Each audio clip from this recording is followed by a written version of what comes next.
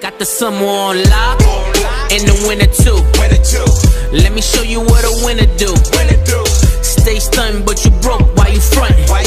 We the topic of discussion, got the summer on lock. WPGC 95.5. What up, DMV? Hey, it's Throwback Thursday, and you know I got a legend in the building. I got a lyricist in the building. I got a lyrical god in the building, man. I got Royce the 5'9". What up, man? Man, thank you for the intro, my brother. I appreciate it. Man, I'm coolin', man. What you been doing, man? I've been just working on the album. I actually been working on a few albums. About a month and a half ago, I dropped a collaborative project with DJ Premier that I got called Prime. So it was actually the second installment of that one. We called it Prime 2. Right. So I just released that. And you got the Book of Ryan. Yeah, the Book of Ryan is coming out tonight at midnight. Oh man, that's dope. So what made you label it the Book of Ryan? It's Ryan is my government name. That's my real name, and it's probably the closest I've ever come to introducing people to me, the person. You know, like the older I get and the more comfortable in my skin I become, I'm starting not to be one person on the mic, one person off the mic. Right. I'm starting to just be one person. There it is. I think it comes with finding balance within family and everything outside of the booth, which we got to do on our own. Like nobody's gonna come do it for us. Yes. You know, like we got to figure out how to balance our time, how to spend time with the kids, how to be a dad when you know what I mean? Like my son wants to be in the industry now, so I got to figure out when to do favors for him, when not to, when to let him learn on his own. You know what I mean? Like all of this is just, I got to be the same person now. You know now, with that being said, from the hip hop you came from and the hip hop that's out now, what's some of the jewels that you give your son? Because I know it's like, by you being a lyricist and you got some of this mumble rap going on, you got some of this not too much content going on. Well, he's a producer and a singer, right? He's heavily into hip hop, of course. Hip hop runs everything, you know. Like there's really, you know what I'm saying, like hip hop. We got one genre, right? Hip hop. That's the culture now. You know what I mean? Even singing, like 6 Lack is a rapper, right? He's a rapper, singer. But I categorize him as a rapper. That's why I'm such a big fan. Exactly. Switch that up for us. It's like one thing now. You know what I mean? Like, so my thing with him is I just try to shed as much perspective as possible. But I want him to be into what everybody else is into. Right. That'll give him a better gauge on what to do when he's producing for other people. And just for him to grow. I don't want him to start off like closing his mind on certain things. I want him to go into it as open-minded as possible. So as opinionated as I may be behind the scenes, I don't show him that side of me. There it is. Now, that leads me to my next question. Now, you know, May is Mental Health Awareness Month. Okay. And I know by what you're saying, you being a father and you becoming one. Yeah. And I know you really put it out there that you was suffering from alcoholism and how you had to go get help. Yeah. What's some of the wisdom or jewels that you can give, you know, people out there right now that feel like, oh, I'm a man and I'm an African American man. I can't. That's a sign of weakness of me going to get some help, because we need to get help. The mind is an organ itself. Yeah. I think you gotta be open to things. Like I was the guy that on tour, I wouldn't even try new food, man. Wow. Like I go to Germany and go to a restaurant and ask them, could they just cook me 2 breasts? Could you just make me 2 breasts? Just make me 2 breasts. I don't want to try nothing else. Like we get into these comfort zones. Right. And just growing up, like everything that happens to us that may traumatize us, we suppress them so quickly and so easily that we don't even realize how much they're affecting us. So sometimes you got to talk to somebody who's knowledgeable in that area to be able to teach you about yourself. Right. To enable you to start being able to learn about yourself. The most important thing to any individual is to learn about yourself. Self-awareness. Right. Knowledge of self, as they say. What's more important than that? You know, so how can you learn anything if you're closing off your mind to it? Like a lot of people think that once you get out of high school that you're done learning, but you got to continue to read. You got to continue to keep pulling in knowledge in order to grow. Like you got to work it. It's like a muscle. You got to continue to train that muscle. Use it or lose it. There it is, and you know that's why I feel like we deal with a lot of autism in our society. We do high cholesterol, diabetes, mental health, all kind of things. But that leads me to my next question, because it's all, I guess it all comes into one. Yeah. When you look at the mental health awareness now, when you do the Book of Ryan, you said in another interview before, like it took you a lifetime to write this body of work, like Jay-Z did, Reasonable Doubt. Yeah. You know what I'm saying? So now that you're older, how is it working with M? Because when you first came in the industry, it was straight spitting. Yeah. So now you guys being legends, how is it to work with him now? It's the same. It's the same. We haven't tapped into other layers of, you know, like he's done very personal music, just not with me. Right. Like when we got together for Bad Meets Evil, we did that whole album, and we pretty much spent the whole album just bussing. You know what I'm saying? Like, if we would ever do another Bad Meets Evil, I would definitely want to kind of tap into like how he feels. You know, like too, so I could talk about how I feel, and he can talk about how he feels, because I'm definitely in the comfort zone with doing so. Right. But we also realize what our core fan base, and just Bad Meets Evil, our core fan base wants from us as a collective. They look forward to when we come together. Right. Just like we just released Caterpillar, and they love it. They love it because they like to hear when M is just going off, and they like to hear me going off alongside him. Right. And they like to hear us sounding like we're pushing each other, and steel is sharpening steel. Right. People love to see that growth. You know what I'm saying? Like, even at our age, it's like we still growing. It's exciting. It's like, to me, it's like Fast and the Furious. Who got the faster car? And it's like, you go, then he go. It's like it's crazy. But then that leads me to this question: like, it's you, it's M, and it's Big Sean. I would like to see y'all do a collaboration. Like, I think that would be crazy. You know, y'all would do an album together representing Detroit. You know what I mean? I would love to. So you maybe had to put that in the works, you know? I mean, you know, it all comes down to the boss man. You know what I'm saying? Like, M is like, you know, he's like the Jesus of Detroit. You know what I'm saying? So it's like, you know, like he's got the biggest platform out of all of us. So, you know, if it's something he feel comfortable doing, I would love to.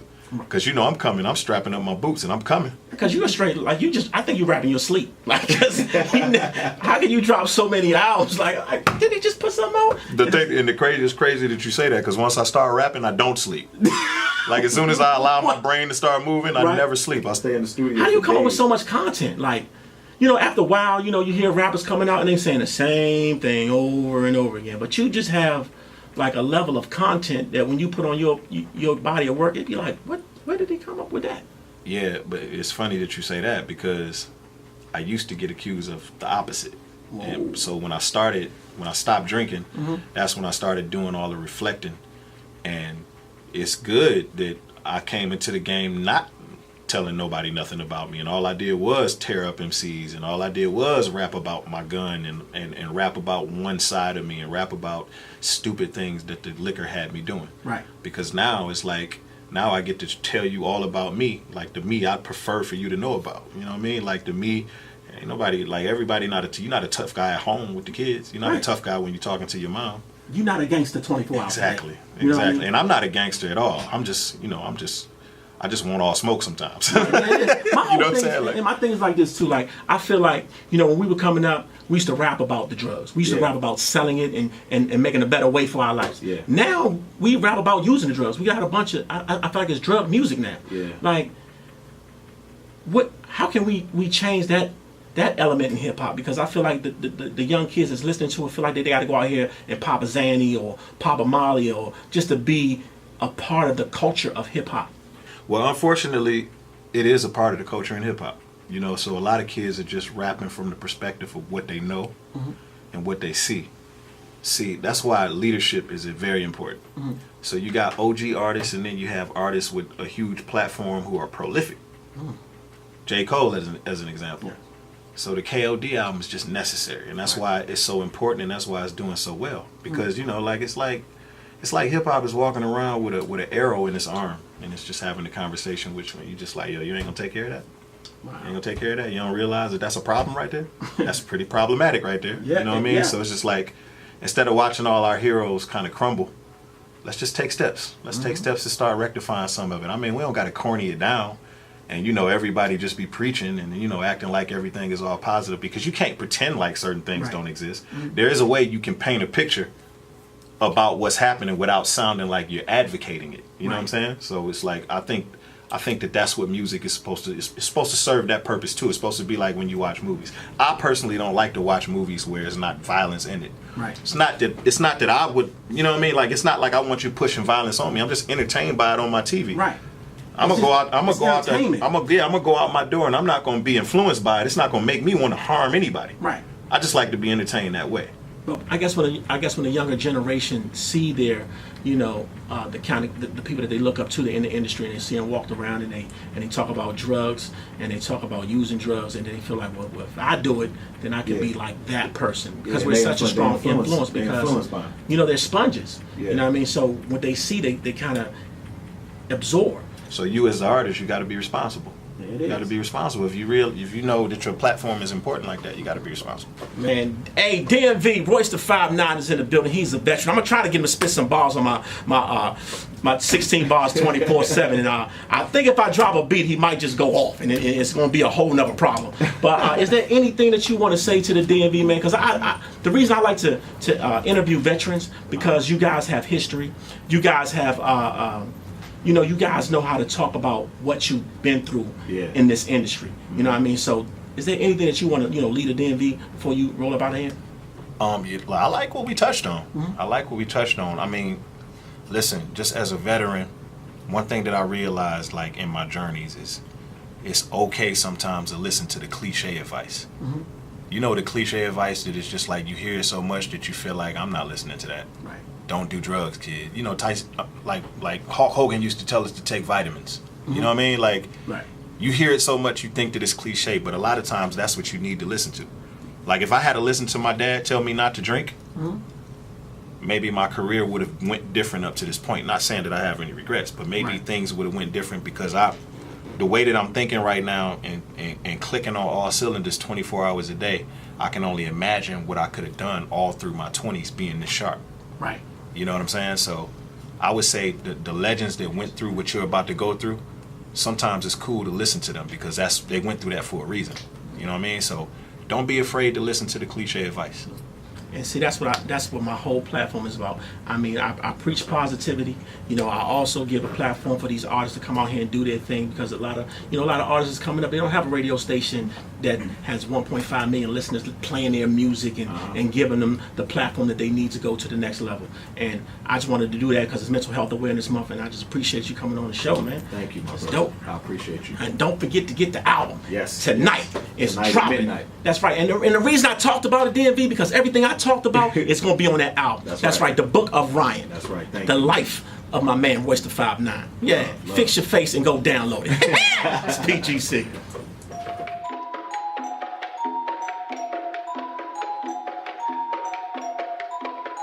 You will not be able to stay home, brother. You will not be able to plug in, turn on, and cop out.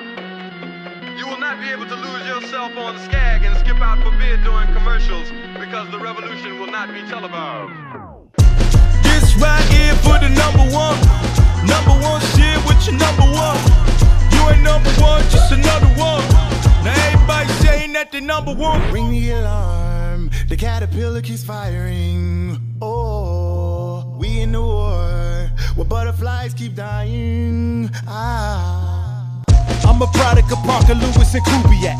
If I didn't do this, where in the fuck would you be at? See, there's a difference between us. When I spit hit arenas, you would drip from my penis. I eat lions and sip hyenas. You number one when it come to slaughtered mics. I'm trying to be number one in my son and daughter life.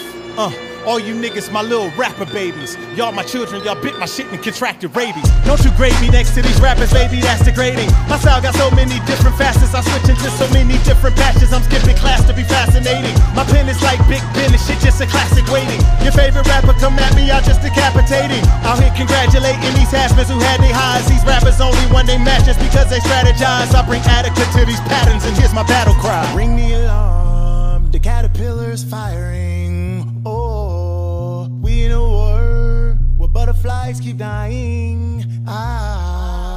Hey, this right here for the number one shit with your number one. You ain't number one, just another one. Now everybody saying that they number one, kid, think you number one, quit. Number one song, get your number one chick. Number one fly with your number one kid. When it's all done, then your number gon' switch. Hold up, wait a minute, guess what I'ma never do? Show so much respect to you that I feel like we're friends, so now we're no longer competitors. That could be the death of you. Never let someone who's not as smart as you gas you up and tell you something you never knew. Always stay professional, you always gon' make revenue. Don't let people next to you that don't want the best for you. It's completely normal to hold on to a regret or two. I do what I wanna do, they do do what I let them do. Everything these niggas be saying is a fucking lie. It's nothing I can say to you that is real. Remember when you praising the butterfly. Don't you ever disrespect the fucking caterpillar. This right here for the number one. Number one shit with your number one. You ain't number one, just another one. Now everybody saying that they number one kid, think your number one quit. Number one song, get your number one chick. Number one fly with your number one kid. When it's all done, then your number gon' switch. You're looking at Attila, the psychopath, the killer, the caterpillar. Don't tell me when I'm supposed to rap until, especially when your favorite rapper ain't even half as ill as Savage still attracts a banana peel. Attack of the silverback gorilla. You're having a little trouble fathoming this is actually happening, like Anderson Silverback when he snapped the shit in half and then had the shit hanging by a flap of skin after he tried to plant the shit back on the mat again. Had to pin on batty like eyelids when they're blinking a lot. You copy me, but you're not. You can't be butterflies. My offsprings are this moss. I see that thing, I'ma squash it and rip the wings of it off. So ring the alarm, pull the extinguishers off the wall, set the sprinklers off. Like Jada Pinkett and Queen Latifah till the shingles come off the roof. Wheels shout at the ceiling, slaughterhouse in the building, middle fingers aloft. Say what I think when I rhyme in ink pen. I talk in the language I speak, it's my mind. Kingpin and penguin combined, spit like it's king of the dot. A singular thought I think I will help you distinguish apart the fraud from the cream of the crop. Wait a minute, hold up like a flashcard. Damn dog, Zach copying or paying homage. Sad because dad taught you to rap as a damn toddler. My dad is your grandfather. I have to rehatch on you. Come back as a black wasp. Half yellow jacket you can't swatter. Sasquatch dancing on top of an ant. Trample it and stomp it, smash it and stand on it. Damn it, I can't stop it. The rap is a badge and I'm going in like a tampon in this bitch. It's a manslaughter. Stamping out grasshoppers. You can't be no rap gods. In fact, you're exact opposite. You make a wax song and can't hold a candle, but even Danielson wax off. You jack offs need to come to grips like a hand job. The boom bap is coming back with an axe to mumble rap. Lumberjack with a hacksaw. Number one, but my pencils are number twos, cause that's all I do's when I'm poop is my suit. And I'm on the John like a prostitute when I'm dropping a deuce. And when I'm producing them lyrical bowel movements, these beats are like my saloon, cause these bars always got my stools in them. And I don't need Metamucil to loosen them. Bitch, it is real like I pooped Jerusalem. I'm about to go spin another cocoon, and I'm cutting you from your mother's womb, then I'm flushing you.